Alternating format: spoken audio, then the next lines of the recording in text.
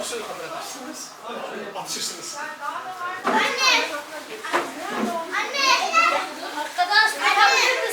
Bakayım.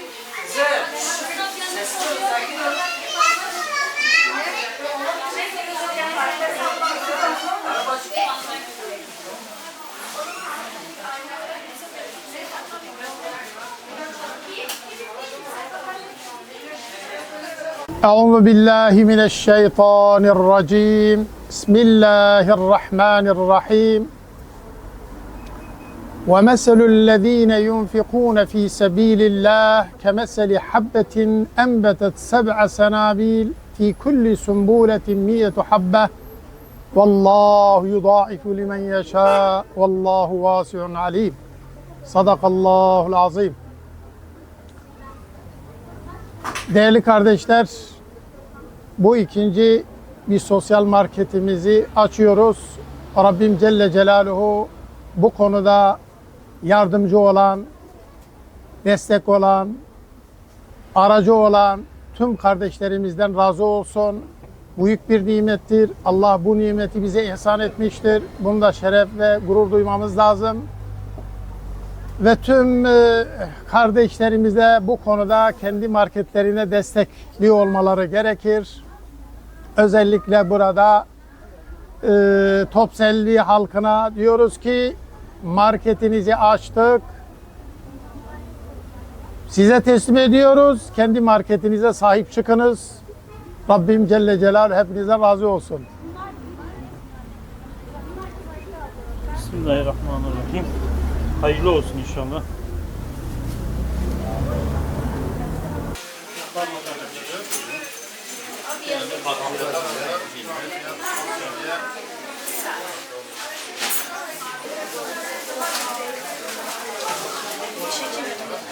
Kahvaltılık kendisi.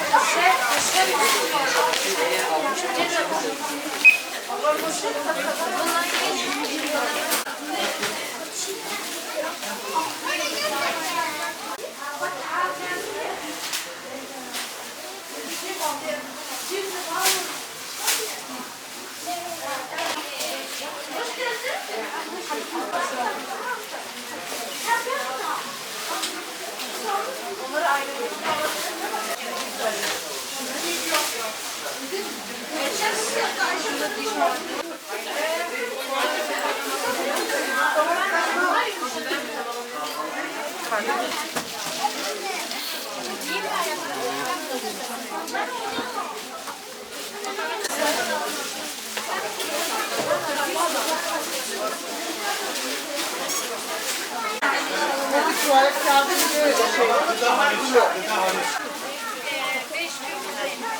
Şu arabayı çektirir misin?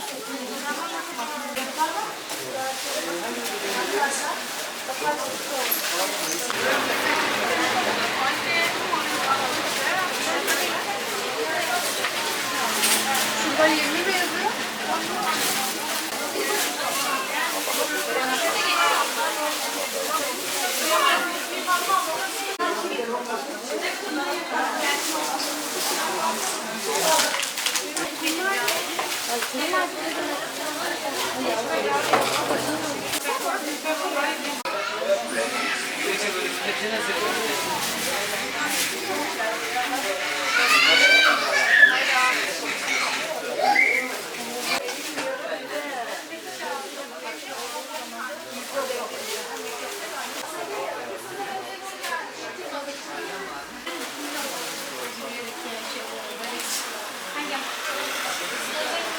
Bugün 14 Şubat 2026. İstanbul Kartal ilçesindeyiz ve İstanbul'un ikinci sosyal marketini bugün itibariyle açılışımızı gerçekleştirdik. Bildiğiniz gibi Türkiye genelinde sosyal market zincirlerimiz her geçen gün bir yenisini ekliyor. Türkiye geneli 5. sosyal marketimiz, İstanbul Anadolu yakasındaki 2. sosyal marketimiz oldu.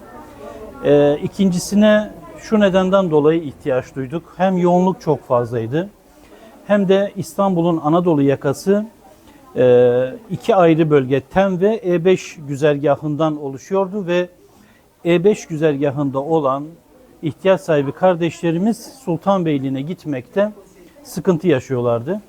Bu nedenden dolayı ikincisini bu güzergahta açtık. Böylece bu güzergahtaki, bu ilçelerdeki kardeşlerimiz buraya gelerek daha rahat bir şekilde alışverişlerini gerçekleştirecekler. Sultanbeyli'deki iş yükümüzü böylelikle 2'ye bölmüş olduk. Sultanbeyli'de çünkü gerçekten ciddi sıkıntılar yaşanıyordu ve izdiham oluşuyordu. Böylece her iki tarafta da daha iyi bir sirkülasyon olacak inşallah. Bunun yanı sıra buradaki kardeşlerimizin daha iyi hizmet alabilmeleri için ve bağışçılarımızın da bize daha rahat ulaşabilmesi için böyle bir yolu tercih ettik. Rabbim hayırlara vesile kılsın. Bağışçılarımıza tekrar buradan teşekkür etmek istiyorum. Gerçekten emekleri çok fazla. Burası tamamen bağışçılarımızın verdikleri bağışlarla dönüyor ve biz buradan alarak ihtiyaç sahibi kardeşlerimize, yetim ailelerimize ulaştırıyoruz. Allah razı olsun. Tekrar hayırlı olsun.